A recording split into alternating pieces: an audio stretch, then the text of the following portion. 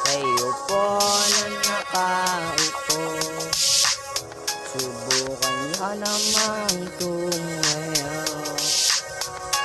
At baka matanaw, at baka matanaw ninyo ang tunay na kalagayan ko. Tao po, nandiyan po ba kayo sa loob ng malaking bahay at malawak na bakuran? Mataas na pader, pinapaligiran, natakapilang mga mamahaling sasakyan. Mga patay na laging bulong ng bulong, wala namang kasal pero marami ang nakabaro.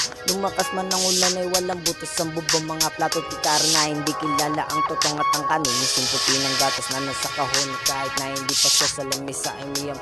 Sarap sigurong maniraan sa bahay na ganyan. Sabi pa nila ay dito mo rin matatagpuan ng taon na nagmamayari ng isang upuan at pagkakataon